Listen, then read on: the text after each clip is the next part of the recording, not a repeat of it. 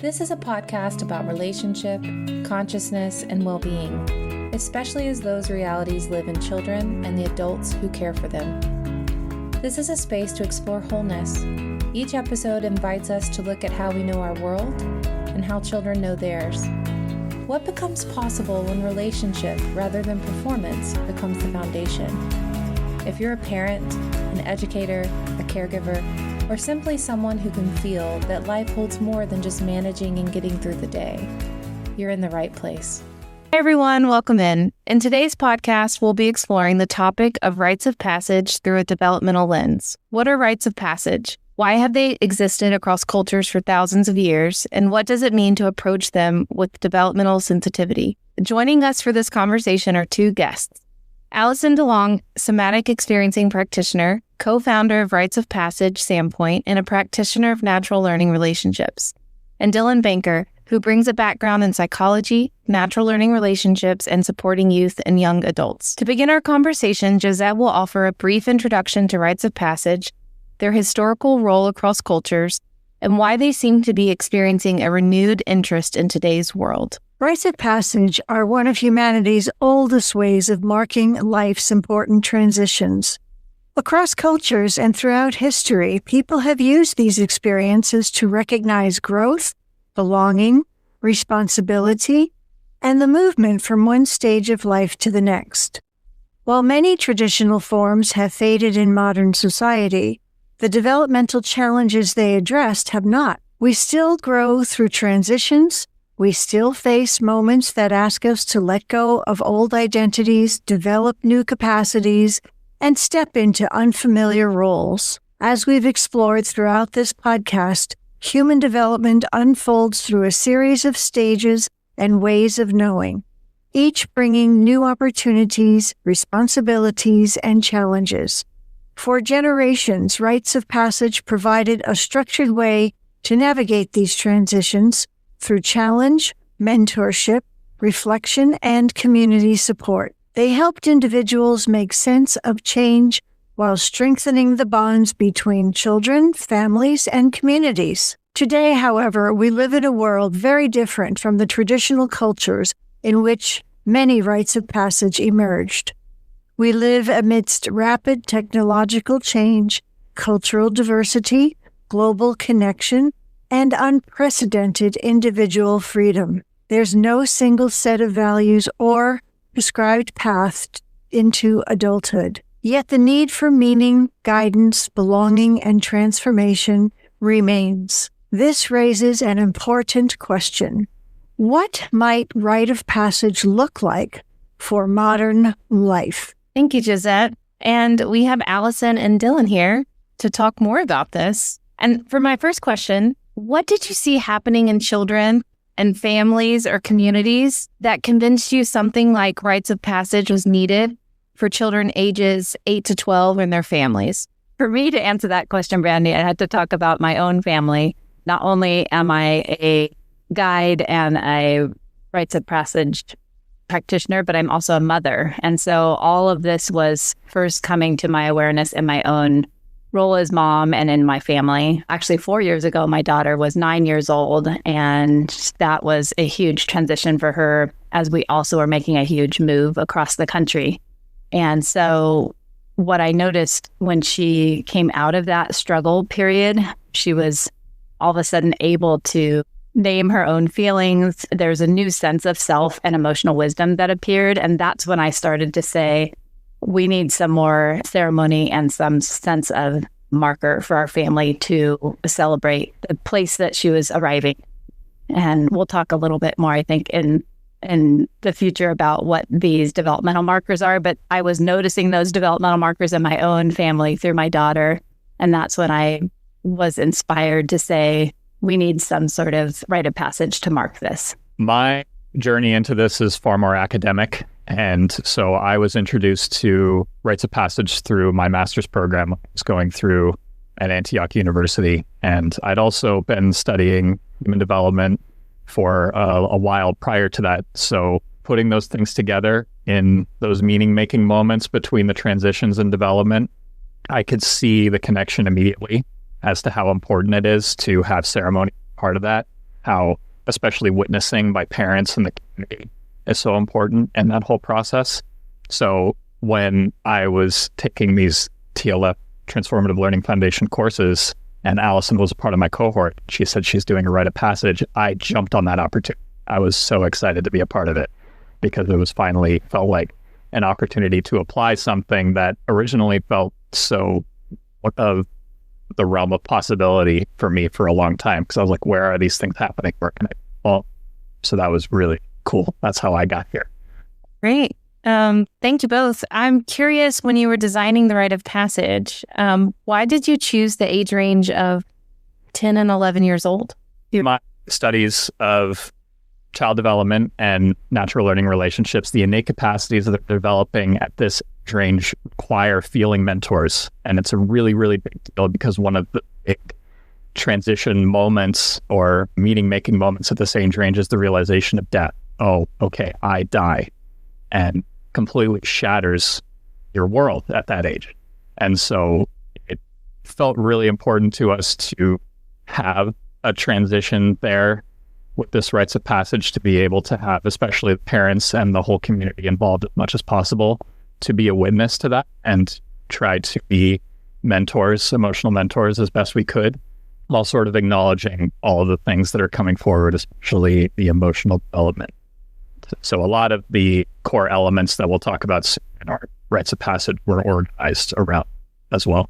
Thanks, Dillon. And I could add to the story that I alluded to with my daughter 4 years ago, when we made this transition to a new state. It was a really wobbly time for her developmentally. She was 9 years old. She had just had this arrival in this new field of knowing that Dillon just described so beautifully, with that awareness of mortality and the impermanence of life comes this very fragile human state. And so on top of that realization for her as a 9-year-old girl, she was also losing her friends, losing her extended family, and moving to a new location. So we had that move that was very rocky because of that fragility in her, even though we as parents were very aware of what was going on. Thankfully, to this natural learning relationships teachings, I was able to show up for her 100% as a feeling mentor and give space for all of those mornings where she couldn't show up to school because she had a lot of feelings about losing her family and friends as we were getting ready to move and packing the van. Also, at that time, we lost our family pet. So there was death in our literal living room where we had to say goodbye to our family cat. So there was a lot of losses came in that move to North Idaho. So fast forward a year after having landed in this place and stabilizing quite well. She met friends, had a great learning school environment, found a community that she could build trust with. We noticed at that 10 and a half mark that she was doing quite well. And we wanted to have some sense of a way to have her be seen and celebrated in that with the community. So that was definitely a part of the design of this rite of passage, is being able to really name that there's some new sense of self that my daughter and all of our feeling beings at that transition from that 9-year change all the way into this competency area of feeling being. She was really there. So we wanted to come together with the community to do that. She was a part of a group that did it 2 years ago. And then this design, we adjusted a little bit to 3 more families that had 10 and 11-year-olds that did this actual one last month with us. While there are scattered examples throughout history of rites of passage for this age child, they're rare and not often thought of. So in collaboration with Pete Young, who's also a natural learning relationships aficionado, we developed a rites of passage for this age child, and it really hadn't been done. And in any modern place I know. In fact, I talked to some indigenous colleagues of mine, and they didn't know of or hadn't ever heard this practice. So we developed what Pete came to call the Raven training, which was extremely successful down in Southern Oregon, and he's taken it to different places around the country. So this is such an important transition. And I just so appreciate you, Alison and Dillon, for bringing it forward in a unique way up in Sandpoint. So what were the essential components of the rites of passage that you designed? I can jump in there. We started out inspired by this work that Ba and Josette have developed and Pete Young in those 6 ingredients of a rite of passage that are really stemming from Arnold van Gennep's work in the turn of the century after observing indigenous cultures and looking at those distillations, or what are the core principles that happen in rites of passage in these earth-based cultures. So the first one that we start with is looking at naming what is old. So for each, the child and the parents that are in relation to that child, what is old that they're aware of. And then the second ingredient is looking at casting away what is old so that we're making more space for the new to emerge. So the third ingredient is called the gap experience, which is a threshold experience that allows them to be set to the edges of their comfort zone. So it's a challenge that's physically challenging, mentally, emotionally, spiritually, all of these levels of wholeness. They're pushed to the edges of their comfort in a way that still is safe and resourced. The last 3 components are naming what new is emerging once they've completed the gap experience. And after naming the new, there's the call to gather and celebrate the new and give gratitude. I just want to add that these essential components to me are emblematic of a transition that we're always constantly going through as human beings, that we're always constantly acknowledging the old, casting off, coming into the new at some level. And so the importance of this ceremony, and especially even more now that I've been able to witness it firsthand, is to just see how acknowledging that process is so incredibly important for kids and for human development, because now it's an opportunity to go deeper into that and see, oh, wow, I really am becoming something new. We were really inspired also by Pete Young. I enjoyed speaking with him several times before in our design process of this event that we held last month. Pete was a big influence. And the 6 ingredients, as Dillon just named, really hold that regenerative quality of life and death and rebirth. And Pete has such a creative way of embodying that in a ceremony and a weekend gathering. So we included a lot of his mythology and these larger than life characters to represent that. We'll speak about that, how some of those were portrayed in a way to instruct that to the parents and the children as we're leading them through this arc of naming the old, making that new space for the new to emerge. So how do you balance that meaningful challenge with the emotional and physical safety for the participants and the families? Yeah, that's important. And I think that's one of the big eye-widening responses to parents of, you want to do what with our children? And I've learned 2 things: that you don't tell the parents what the gap experience will be so that they don't get their own fears that start to be in the ceremony or in the way of their child taking on these challenges. Thank you, Bon, to that for that teaching. And then also for us, with the organization that I am a part of here in Sandpoint, we do build the trust and the emotional and relational safety over time. So we offer throughout the year, there's after school programs and family camps on weekends. There's ways in which we start to build that relational trust with the youth before they're showing up for that morning of the rite of passage. There's a way that we start to build relationship through our nature connection together, our cooperative games. And that starts to build that main nourishment or that sense of worldview for them as feeling beings, how do I be in relationship to this, not just this community, but to my family and to these larger extended mentors and through that field of trust. So that's one of the ways that we start to build that support is 100% of the children that come to these rites of passage weekends, we've met before in some other mentoring capacity. So that trust is already established. With that, we are building, as Dillon mentioned earlier too, with that quality of feeling being, we're building the language of how do we talk about our feelings. Most, including my own children, most of us in our culture aren't really steeped in emotional wisdom. We don't even have a language for naming what we're feeling. So we do a lot of that in a playful, fun way within our after school programs that starts to develop the language for self-awareness and then sharing it with others if they're feeling excited or anxious or scared or whatever the complexity of feelings are. It is a tricky experience to facilitate a challenge for a group of children that all have different capacities, right? So with this group, we had a small group, so that was a little bit easier. But each child, even within that range, had a very different comfort level with solitude or being in the dark alone. So there's the intention that we hold is that getting to know each child individually and getting to know their comfort level and their strengths and capacities of each of these physical strengths.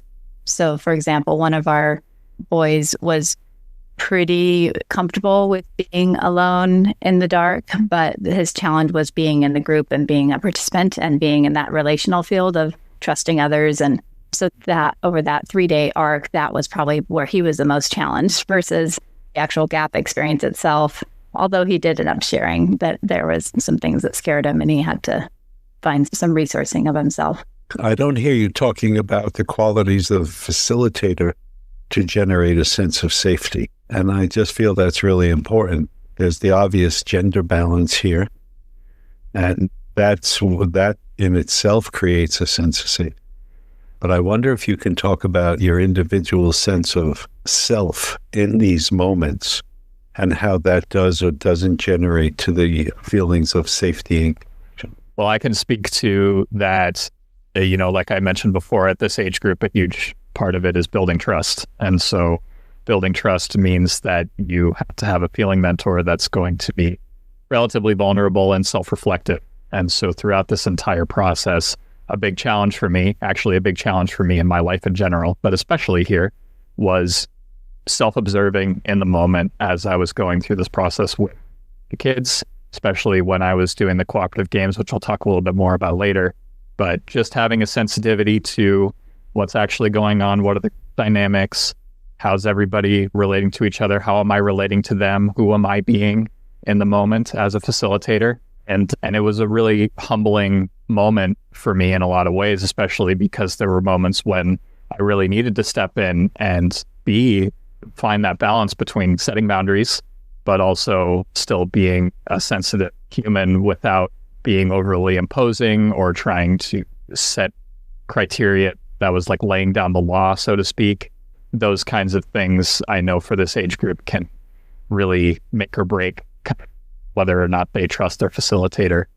And I don't want to be an authoritarian, but I also want to be somebody who is trying to meet them relationally. So that was a balance for me in all of this. And it took a tremendous amount of self-reflection. I needed to go back and look at myself as I was in this age group a lot of times. And in a culture where that has never really been supported, that's been a constant learning process. So y'all mentioned including the parents and families. So why was it important to include parents and families rather than just focusing on the children? I can speak to this also as a parent who was involved in my daughter's rite of passage 2 years ago. Our involvement as parents was peripheral, and we didn't have that kind of container to be a part of it besides coming to the end of the rite of passage, which was that last 2 core elements that we said of celebrating the new that's emerging and the sharing of gratitude, which was important. But it felt like in designing this for the broader community, I really wanted the parents to be a part of the beginning too. And so the reason being, there's so much that happens in relationship between my daughter and I, between child and parent, when the child is in these growth phases, which is continual. I love how NLR refers to that as this bidirectional, bilateral growth, that we as parents are continually in relationship to our children being asked to grow. That as parents, we have either the capacity to interrupt the development and growth of our children with our own fears and our own kind of avoidances, or we have the choice to step in there and be stretched and be invited into the process of growth as well. And so with this rite of passage, it felt important to really invite the parents into the process so there was a container for that adult development to happen alongside the growth that's happening for our children naturally, but also in this container of the rite of passage. As the end result of it. And it felt like 2 years ago that it was harder for us as parents to grow alongside our children, not being a part of some of those processes in the rite of passage. And we will share too, it really did feel like this design with allowing the parents to be there at the beginning and those initial components was really powerful and potent for the parents and for the children to do that together. I really appreciate that you're highlighting the importance of family as the matrix in which children grow. And so that as adults support a child in their growth, they themselves are also being subject to some of the changes that the child is going through, which means they can't hold the child back to where they were. They have to shift also to what's going forward. And so by including them in the process, you give them an opportunity to stay current with their child's changes. Really appreciate that you're bringing that to the table and acknowledging it and finding a space for it in your designs. And I'm curious, we've talked about parents and the children, their ages, but as part of the design, did the broader community play a role in the process? So we had mentioned that this kind of time frame is over sometimes 6 to 12 months that we've had contact with these children. And so in those after school programs, some of the mentors, volunteers, adults from the community help with those after school programs. So in this rite of passage, we did have some community members that came forward to also be a part of the rite of passage that we're helping with the after school program in the fall. Drumming was one of the skills that we included in this rite of passage on one of the days of building skills, martial arts. So those instructors came from the community to be a part of those teachings. I also pulled in my resources, which is my husband, Will, who's been a part of learning NLR through me for the last 10 years. Will was there as a mentor and helper for the whole 3 days. And we're also in conversation with men's groups. Sandpoint has an amazing men's group that's very current and strong. There's over 100 men that are involved in these different personal adult development support groups. And so in the future, we're hoping to have partnerships where volunteers come from the men's groups to be a part of these rites of passage too, to offer up their relationships with these youth to help be a part of the mentorship. And another layer of community is we have teenagers now that have done the rites of passage from a couple years ago that are coming in as volunteers to help support the whole weekend as well. So we had some teen mentors too that were there this weekend, last month. Well, the design sounds incredible. Thank you for walking us through what you were thinking and what you were considering as you were planning the rites of passage. Could you walk us through the journey and the experience from beginning to end? Sure. So as Alison mentioned before, when we were kind of putting all of this together, and in your question, Brandy, about how do we balance physical safety, the emotional full challenge. And so a big part of starting that off was with cooperative games, which was my wheelhouse. And when Alison and I were talking, we were talking about that as being a major groundwork for building trust and creating relationships. So she said, you go ahead and build that framework, and then we'll go from there. Also, no pressure. I organized the games to allow everybody to share and express themselves, but also into some more demanding games that were really promoting teamwork. And that teamwork was meant to engender connection and trust between everybody. And I feel like that happened really quickly and really beautifully. And a lot of that was because this whole foundation, the whole context of it was play. And play is stimulating and it's fun. And that is how we learn as human beings. So when we were all playing together, we were paying attention. We were learning each other, about ourselves. A lot of that, just cooperative games with the kids. I also did it with the families. That was one of the first things, icebreaker games. And icebreaker games were really simple, like just cooperative juggling, for example, where everyone throws a ball around and says their name.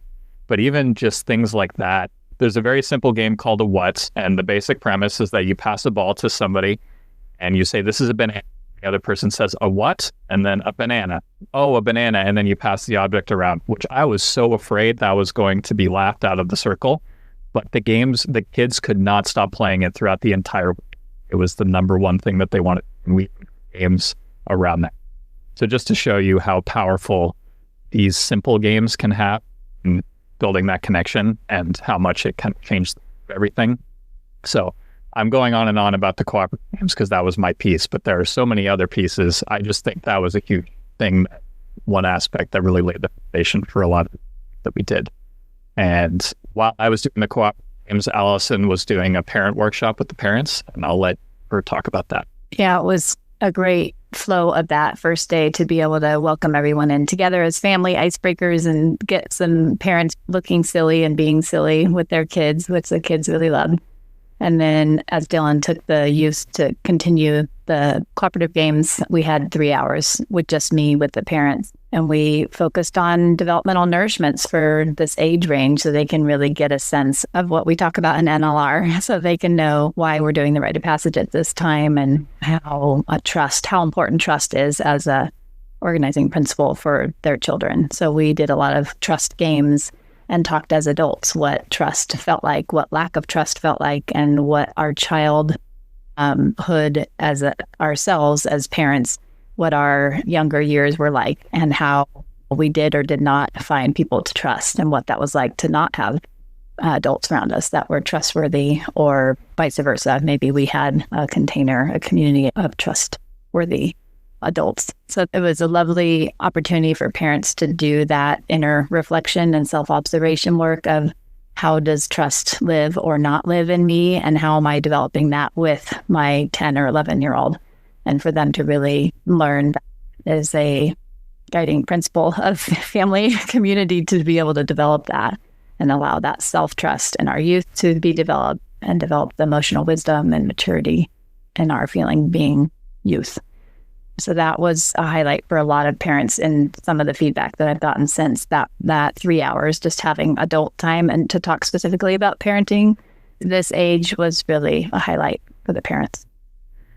And then we transitioned that evening into coming all together again and taking some time to celebrate the strengths and the gifts of each of the youth through, this is also from Pete Young's Raven Weekend, by getting one opportunity for each child to choose a nature name that first they have 5-10 minutes of reflections from the whole community, including their parents and mentors and peers, of what strengths and gifts we celebrate of each of those passengers, which I like the term. So each of the youth had a chance to hear how they're seen and received in their strengths. So after that process of hearing all of these qualities that we see them as in their strengths, they get to choose an animal and ask for feedback of what animal holds those qualities of those strengths.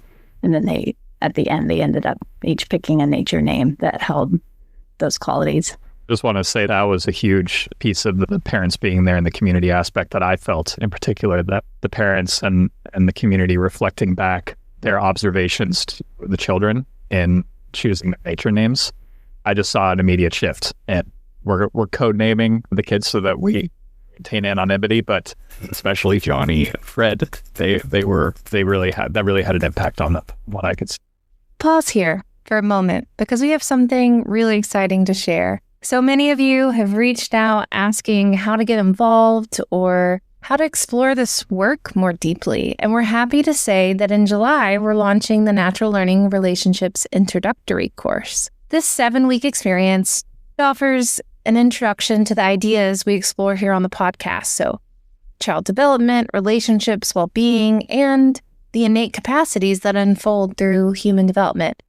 People often tell us that this work transforms not only the way they see children, but the way they understand themselves and their relationships and the people around them. This introductory course can be taken on its own, or it can serve as the first step in our 12-month certificate program, which includes 10 courses and a practicum. And because this work is deeply relational, we intentionally keep the cohort very small. Enrollment for the July cohort is already open. Folks are enrolling, and participation is capped at 8 people. If you'd like to learn more or express interest, visit transformativedynamics.org and fill out the interest form, or check the links in the show note.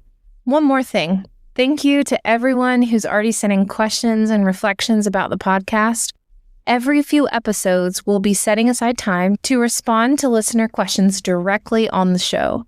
You can send questions or comments to the contact form on our website or by emailing Ba directly, ba@lovemoreconsulting.com. All right, let's get back to the conversation. That preparation sounds like you really developed a lot of trust with the children participating, but also the parents. So then how did it unfold into those 6 ingredients of a rite of passage? That's a great question. So that Sunday, the following day, on Sunday, we started in the morning with the first 2 steps of naming the old and casting away. So we invited everyone to walk the land, youth and their parents, and look for an object that represented the old and death to them. So the people came back with skulls from deer and dead wood and old dried moss. And then we had a bonfire, and invited everyone as they were walking to have contemplated what old is in them in their relationship to the youth that's vision questing, in relation to the youth that is doing the rite of passage, and in themselves to name something that is no longer serving them. This is where we brought in that beautiful mythology from Pete Young's Raven Weekend of having a skit about one character, the raven, coming across his friend, the snake, and the snake was actually shedding his old skin. And it was quite a dramatic event that was startling to Raven, but Snake describes that this process was quite freeing. And so the character Raven was talking to Snake about what it was like to shed the old. And that was a beautiful teaching for the youth. And still started our fire ceremony where each parent and child took a turn to name out loud what they were casting away into the fire that was old. And it was a potent example and a demonstration of those first 2 steps of naming the old and casting away the old. Dillon, do you want to talk about the gap? And then for the gap experience, we first had this was after the sun had set. So first we watched the sunset, and then we sat around in the fire in a drumming circle, and we encouraged the kids to dance outside of the drumming circle in a place where it was darker so that we couldn't see them. And that was meant to kind of give them a sense of safety. And again, just like establishing that physical safety. And then we had them go sit by a tree in the dark for about an hour, and we continued drumming. And I was not prepared for how long I was going to be drumming before, but that was a lot of fun. And so that was the experience that was meant to challenge. And so we even had some admissions later that some of them were a little scared. I would add to Dillon that before we sent them out, we had a council around the fire after drumming. So they were already in that sync and rhythm with each other, which was profound how quickly they took up drumming in a very rhythmic, being able to attune to each other's rhythm. We did a council on what are they afraid of. They were able to, again, build the safety within the group that we can listen to whatever fears they're carrying out there with them into the tree sit. Then much later, the next day, after we had done a pre-dawn hike and a death council and a few other things, we went into the main area, and Alison and I put together a variety of art supplies to allow everyone to express artistically what they saw as coming forward, as acknowledging the new throughout this whole experience. And also a big part of this was gratitude, which I wasn't even expecting, but that was also a huge part of it, was expressing gratitude for all of the components of this and the facilitators. And then the celebration was mainly a group activity with all of the parents and all of the community members who were a part of the rites of passage, where all of us were able to acknowledge the new and our observations of what had come forward throughout this whole experience. And was there a thanking as a part of the celebration? Had the kids prepared gifts for people who were meaningful to bringing them to this point in their lives? Yes, absolutely. And that was what I alluded to as being so unexpected, is receiving that thanks in the form of these artistic creations, which was tremendously meaningful. On top of that, we also gave gifts to the kids as a way to thank them for being a part of this and acknowledge their transition. And so there was really just a lot of thanking on both sides. I think the most meaningful gratitudes came from what was shared rather than what was given. Those things equally. What did you see in the children's faces as they presented their gifts and giving? What did we see in the children's faces? I would say at this point, there's the whole community has come together. So their parents are there and grandparents. There was one family that the grandfather came to join. So there was a little bit of the like, wow, this is a lot of people after being in our smaller, intimate circle for the weekend. So I think there was a little bit of that. This is a big group, particularly for our more introverted participants. But overall, there was this sense of pride, there was glowiness of accomplishment. Each of them felt super, or expressed a sense of confidence and self-assuredness that wasn't really palpable initially when we all gathered on that first day. I'm curious, what changes did you observe in the children by the end of this experience? You've already mentioned their faces, the changes in their faces, but what else did you observe? That's a great question. And I think all of us as guides felt the shift through the 3 days. But in particular, there was one participant who at our opening circle was literally hiding from the circle. It was just too much for him to bring himself to participate in the opening circle. And by the end of the second day, especially after, I guess the first day was that nature name circle, he was coming more forward and participating in every circle. In the fall previous, he was climbing trees instead of participating in the games.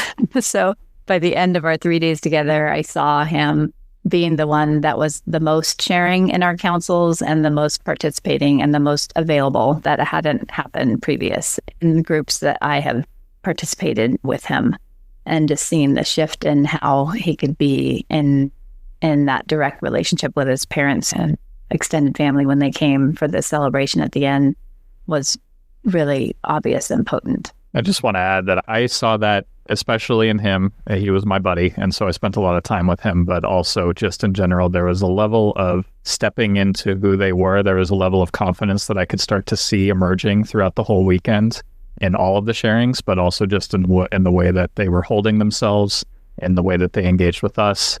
To me, it was indicative of a level of trust that was built throughout the whole weekend. Our listeners, they've listened about rites of passage and the rites of passage that you facilitated. So what are some common misconceptions that people have about rites of passage?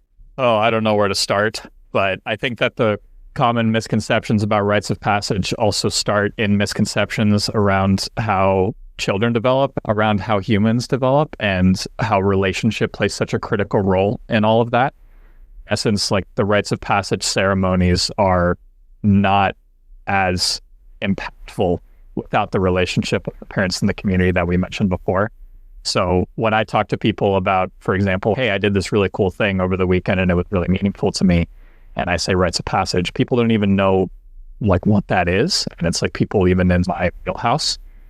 When I say my wheelhouse, I talk about like psychology or people who work with children. And I think the first thing that comes to mind is like a vision quest, or at the very least, that is a ceremony that only happens in the transition to adolescence or adulthood.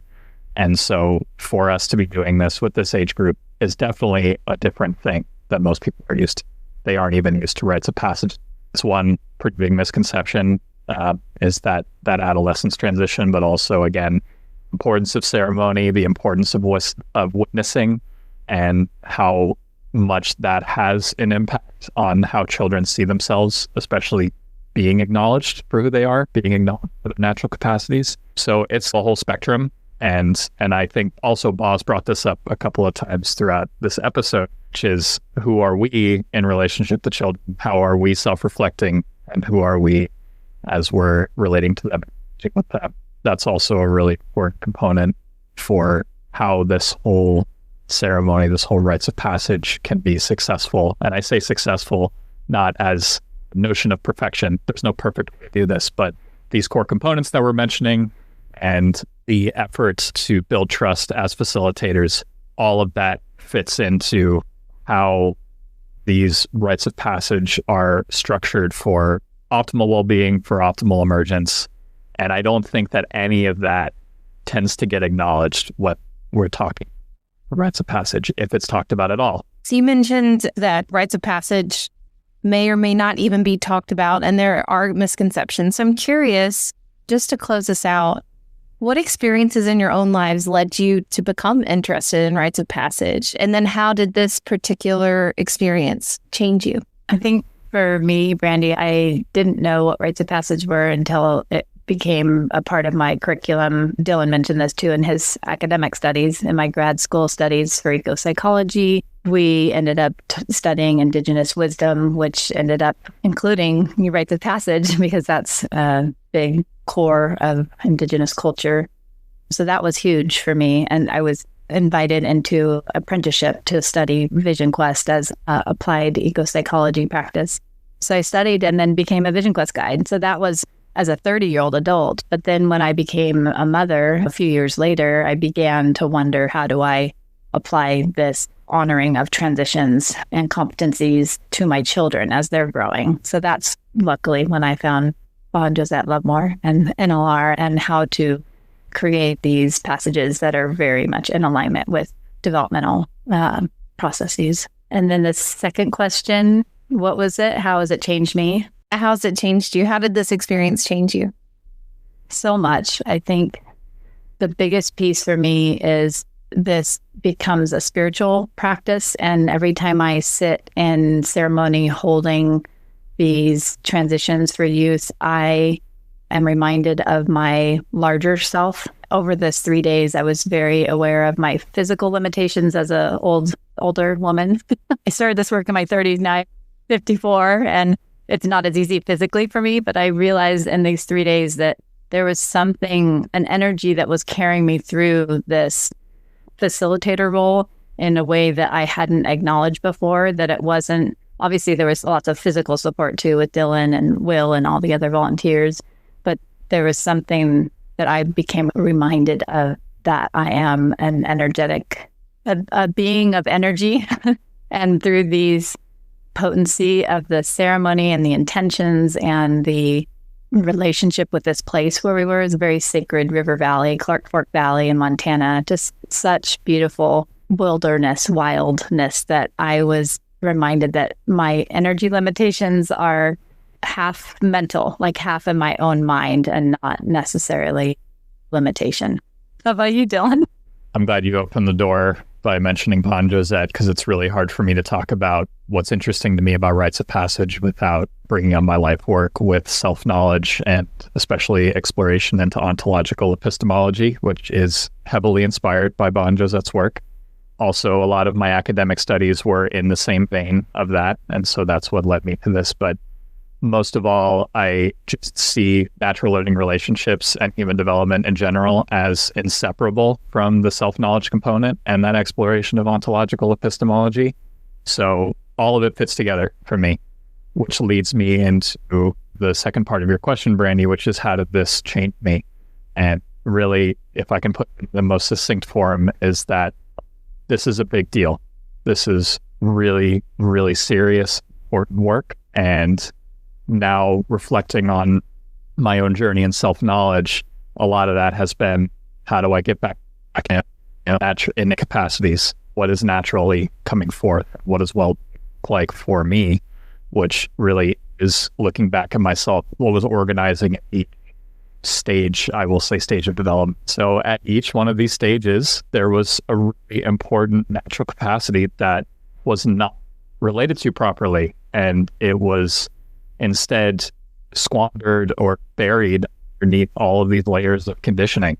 So having to do all of that work to go back and look at that, I'm now seeing a completely different opportunity with children to be further in touch with those natural capacities that I know are already there because they're natural and they're organizing these children. So that's a bidirectional relationship, and that's incredibly meaningful to me. And that's why I see this work as being so influential. And now that I have experience in it, that's now what I want to continue. Well, in our experience, Josette and myself, over the many years now, we have noticed that people have a receptor site for them. And when we acknowledge in ourselves that we have a yearning for transformation, a yearning to know ourselves.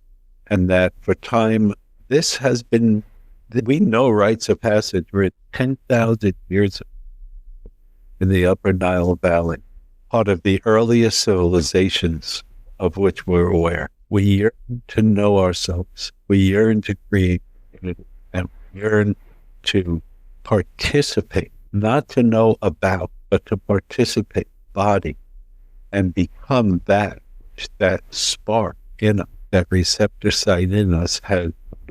So I just want to thank you guys, Alison and Dillon, very much for your efforts here. But I also just want to say this is natural. There's nothing unusual about this. It's only this particular culture that somehow has missed the boat, or that the transformational rituals in this particular culture actually have become vapid, pretty meaningless. So we need something different, but there's nothing different than what we're saying. It's just making it relevant to our particular world. In our world today, often people report feeling that society doesn't acknowledge change or the depth that's available in our human condition. And so people often talk about since a lack of meaning, and they choose rites of passage once they find out about them to address that lack of meaning, that lack of initiation, to build a sense of community and belonging, to reconnect with ancestral traditions, which many people have deep ancestral connections, and they use rites of passage to reconnect with that. But they also seek meaning during major life changes, that we go through changes throughout life continually, and nobody's marking those changes. So people are looking for rites of passage to find that connection and to mark invisible transitions and involve themselves into leaving the old behind and welcoming the new as it takes form in us, and to create more conscious lives. A lot of people talk about the meaning of rites of passage for creating more conscious and conscientious livelihoods and livings. So those are some of the cultural needs that are not being addressed in any other way. Thank you all for such an in-depth conversation. I'm curious, Dillon and Alison, what are you doing in your work? How are you bringing this forward? If you want to share about where people can find you and what you're up to. Yes, thank you, Brandy. There's a couple of us who created a program here in our local area in North Idaho called Rites of Passage Sandpoint, and we're creating these weekend programs just like Dillon and I just talked about. That's an annual program we offer to our community. We're also offering family camps. We have one that's running this summer in August in this area of northern Idaho, and much more that really gives parents and families access to this content of natural learning relationships, like parent support groups. We even have our first grandmother and teacher coming to that parent support group to apply natural learning relationships to their relationship with children, whether it be in the classroom or at home as a parent. So all of that can be found online through ritesofpassagesandpoint.com. Thanks, Alison. And similarly, you can also find me on the Rites of Passage website. I've got a little bio on there. But more importantly, for contact, I'm also on the TLF website on transformative-dynamics.org. And I'm also organizing a cooperative games program similarly to what I did with the Rites of Passage group, but on a more ongoing basis. And that's going to begin in August. I'm in the Portland area, so if there's any listeners who are interested in that, I would be doing it for children ages 12 to 18 in that area. And I will have a website coming up pretty soon, which I will give to Brandy after this, but that's where you can find me. So after years and years of doing rites of passage and studying, of course, and engaging in the literature and actual practice of designing and creating rites of passage for all age children and families, we created a book, Bob and I together, called Crossing the Threshold, a guide to creating rites of passage for youth, families, and communities. And this book addresses the growing absence of meaningful rites of passage in contemporary culture and provides a practical framework for parents, educators, mentors, and community leaders, drawing on more than 4 decades of experience facilitating rites of passage. It combines developmental psychology, human development, and ceremonial design. and includes case studies, stories, implementation guidance, and developmental frameworks. It's being picked up by Linden House Books, and the publication date should be spring 2027. It'll be available, of course, on Amazon and anywhere, all bookstores and anywhere you find your favorite books. We hope you'll join us by reading Crossing the Threshold, and we hope you find it meaningful for your community engagement. So once again, we want to thank you, Dillon and Alison, for coming, for spending your valuable time with us, and for meaningful work you're doing. And so, friends, we've come to the end of the podcast. The next podcast, which will be hosted in 2 weeks, Common Confusions, Authenticity in Relationship with Children. In it, we will explore how children perceive incongruence between words and embodied state. We'll discuss why emotional transparency and internal coherence matter more than performance or technique, and how relational honesty strengthens connection. In the meanwhile, visit our webpage, www.transformativedynamics.org, to learn more about natural learning relationships and our dual certificate. There you can learn all you need to know about joining next cohort, which is 4. And so this is Bob Lovemore, Alison DeLong, Dillon Banker. And Josette Lovemore. And Brady McCrae. wishing you optimal well-being for you and your loved one. Dedicated to all children, everywhere and always. See you in 2 weeks.